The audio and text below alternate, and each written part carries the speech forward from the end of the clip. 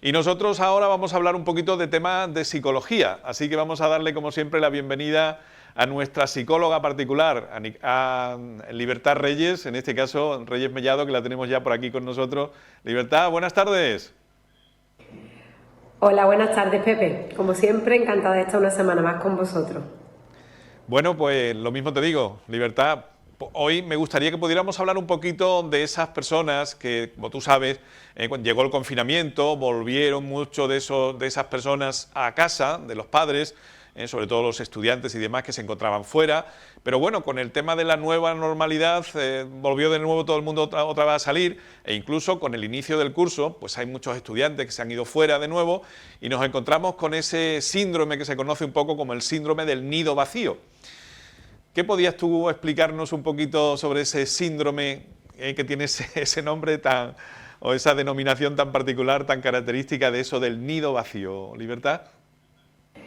Pues Pepe, el síndrome del nido vacío consiste en un conjunto de síntomas, en un conjunto de cosas que sentimos cuando los hijos se separan de los padres. Normalmente ocurre cuando llegan a una edad en la que los hijos tienen que separarse de sus padres debido a que tienen que vivir fuera por motivos de estudio, por motivos de trabajo, pero también se puede dar una especie de síndrome vacío cortito cuando, por ejemplo, los padres experimentan por primera vez que sus hijos se van de excursión durante un número de días, o incluso cuando pasan una noche fuera. Realmente se llama síndrome cuando aparecen todos esos conjuntos en un tiempo duradero. Por eso, el síndrome del nido vacío es el síndrome que tienen los papás y las mamás cuando sus hijos se separan de casa y cuando hay una distancia. Sobre todo aparece cuando los hijos se independizan, como bien decimos, o bien porque se van a estudiar fuera, o porque se casan y viven fuera, o porque por motivos de trabajo se vuelven a ir fuera de casa. Este síndrome se está viendo ahora muy afectado en la población porque hay muchos hijos que a causa del confinamiento o a causa de este estado de alarma y de pandemia que tenemos, hay muchos hijos que han vuelto a casa, hijos, estamos hablando incluso adultos, y han convivido con la familia durante un tiempo, incluso después de haber estado independizados. Vamos a pensar en una familia que sus hijos en un momento dado se independizaron o se fueron a estudiar fuera, pero ahora han vuelto a casa y han estado permaneciendo en casa con sus padres o con sus familias mucho tiempo y ahora se vuelven a ir, o bien por primera vez o bien porque han retornado y se vuelven a ir ahora. Y se están viendo muchas familias con estos síntomas del síndrome del nido vacío. ¿Qué es lo que genera realmente síndrome vacío? ¿Cómo podemos saber si hay o no hay síndrome del nido vacío? Bueno, pues hay una serie de síntomas que la mayoría corresponden a un proceso de duelo. Hemos dicho aquí, o hemos explicado en varias ocasiones, que un proceso de duelo es aquel proceso en el que nos tenemos que acostumbrar a la separación de algo o alguien. En este caso, el proceso de duelo, que tiene una serie de síntomas, una serie de fases, que cada persona las pasa de una forma diferente. Este síndrome de duelo o este síndrome del nido vacío, que se caracteriza por un duelo, por una separación del hijo o de la hija fuera de casa, tiene sobre todo una profunda tristeza, aparece un aburrimiento exagerado, sobre todo porque estamos centrados en la vida de nuestros hijos, de nuestras hijas, y ahora al irse pues no tenemos esa ocupación, por tanto aparece un aburrimiento de no saber qué hacer. Aparece también una apatía o una rabia e incluso un miedo sobre todo a saber si volverán o a saber si me voy a quedar solo, sola, o a saber si alguien a mí me podrá cuidar en un futuro o no. También puede aparecer insomnio y pérdida de peso y sobre todo aparece una nostalgia profunda, pero no esta nostalgia bonita que tenemos cuando recordamos algo que nos viene al recuerdo y algo que nos emociona, sino una nostalgia de tristeza, de ver que hemos perdido algo. El síndrome del nido vacío sobre todo le afecta a las familias que tienen una serie de características, le pueden afectar a algunas familias más que a otras, pero sobre todo a las familias, aquellas familias que son monoparentales, es decir, que han criado a los hijos, o bien la mamá o bien el papá, de forma independiente, por las causas que sea, porque haya una separación, un divorcio, porque no tengan al otro progenitor, porque haya fallecido, etcétera. Y le afecta también mucho más a las mujeres que a los hombres. Esto no significa que solamente le afecte a las mamás, también le afecta a los padres, pero se le produce sobre todo en las madres porque hay una motivación de de cuidado, que se le dice. Es una motivación que tenemos de intentar cuidar constantemente a la persona en este caso al hijo o a la hija, y esa motivación de cuidado normalmente, o por nuestra cultura, la han mantenido más las mujeres que los hombres, aunque como comento hay diferencias y no tenemos que generalizar. Esa motivación por cuidar, esa motivación porque no le falte de nada y por estar excesivamente pendiente de los hijos puede incrementar que aparezca el síndrome vacío. Además, también otro factor que aumenta que este síndrome aparezca, sobre todo en aquellos padres o madres que están, digamos, en dos etapas de la vida que se le están combinando, es decir, en la etapa de la vida en la que tienen que ver cómo sus hijos se van de casa, se separan de ellos, pero que coincide con otra etapa como puede ser la jubilación o la menstruación o una etapa nueva de la vida en la que se combinan, digamos, esos dos factores o esas dos etapas y hace que se incrementen los síntomas. El síndrome del nido vacío, Pepe, es un síndrome pasajero, como todos los procesos de duelo, que hay que dejarlo pasar, pero lo más importante es respetarlo, saber que está ahí y saber que cualquier persona que tiene hijo o hija en un momento dado de su vida lo pueden sentir. Pues sí, efectivamente, el síndrome del nido vacío. Libertad, y por ejemplo, ¿qué podemos hacer para sobrellevar esta situación lo mejor posible? Pues bien, Pepe, para aquellas personas que en la actualidad, aquellas familias, aquellos padres, aquellas madres que en la actualidad se están viendo afectados por un síndrome del nido vacío porque se han ido sus niños de casa, se han alejado y ya no están viviendo o temporal o parcial o ya para siempre están viviendo fuera, o incluso para aquellos padres, aquellas madres que todavía no les ha llegado ese síndrome del nido vacío,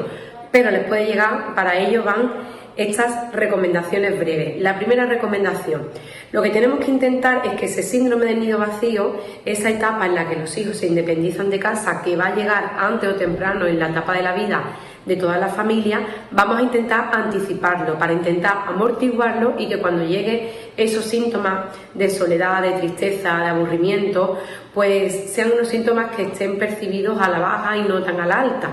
Y para eso lo que tenemos que hacer es anticiparnos a que ese síndrome, o más bien a que esa etapa de la vida va a ocurrir, y por tanto lo que tenemos que hacer es ir haciendo poco a poco a los hijos y a las hijas cada vez más autónomos y más independientes. ¿Cómo lo podemos hacer? Pues para que no tenga tanto impacto ese momento en el que se separan de casa, hay que intentar darle desde que son pequeños responsabilidades, para que poco a poco, a medida que se van haciendo adultos, vayan siendo capaces de hacer cosas por sí mismos o por sí solos. Una cosa es que los padres y las madres ayuden a sus hijos a determinados procesos de su vida y otra cosa es que la hagan por ellos. Por ejemplo, los hijos cuando llegan a la edad en torno a los 18 años, la mayoría de ellos tienen que hacer matrículas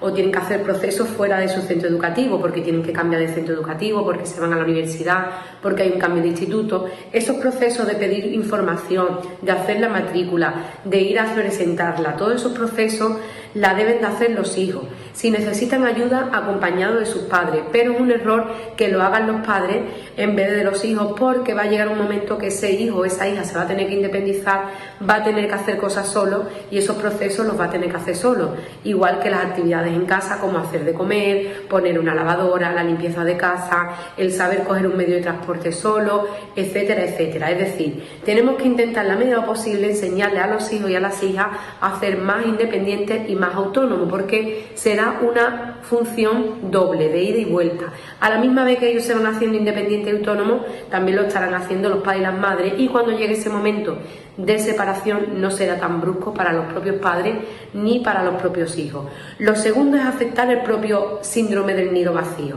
El síndrome del nido vacío, como decimos, es un proceso de duelo con una serie de síntomas. Antes o temprano a casi todos los padres y las madres le va a llegar en su vida. Por tanto, vamos a aceptar que es algo más de la vida, es una etapa más y por tanto se tiene que encajar en nuestro desarrollo de la vida. Al igual que hay que saber aceptarlo, también hay que saber encajarlo. Eso quiere decir que hay que llegar a un momento en el que hay que saber dejar atrás. Es decir, dejar atrás esas preocupaciones de si me quedo solo y si ahora no viene y si ahora no vuelve. Es decir, vamos a dejar atrás esas preocupaciones y aceptar que es un cambio de la vida, un cambio bonito, un cambio que dentro de lo que cabe tiene sus cosas buenas y sus cosas, a lo mejor sus contraindicaciones, pero es una etapa más que todo padre o toda madre va a tener que asumir y aceptar en la vida. Como cuarta recomendación, es momento de reconstruir la vida de los padres y de las madres. La mayoría del tiempo la habéis pasado dedicado a vuestros hijos, a su cuidado, preocupados por su tiempo. Ahora hay que cambiar un poco el enfoque y aunque ellos siguen ahí y vais a seguir estando atentos de ellos, a su cuidado, a su cariño,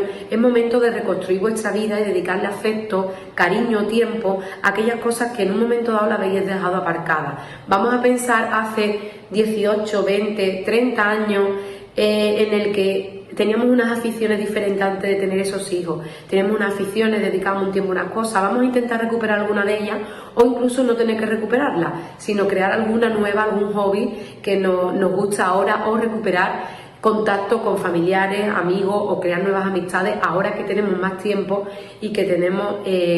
digamos, más lugar de dedicarnos cosas a nuestra vida. Y por último, vamos a intentar cambiar esa relación que tenemos con nuestros hijos y vamos a intentar tratarlos como adultos, aunque los padres seguirán siendo siempre los padres y los hijos, vamos a intentar tener una relación con ellos de adultos en la etapa de la vida en la que están, porque esos mensajes, un poco de chantaje emocional que le dan los padres a los hijos o los hijos a los padres, de que hay que ver que ya no estás pendiente de mí, que ya no vienen los fines de semana a verme, que me vas a dejar solo y ahora yo qué hago sin ti. Ese tipo de mensajes vamos a intentar eliminarlo y vamos a dar paso a la etapa adulta. Vamos a tratarnos como adultos que somos en una situación en la que estamos viviendo como adultos, aunque no se tiene por eso ni que perder ni el respeto, ni la emoción, ni el cariño de los padres a los hijos y viceversa.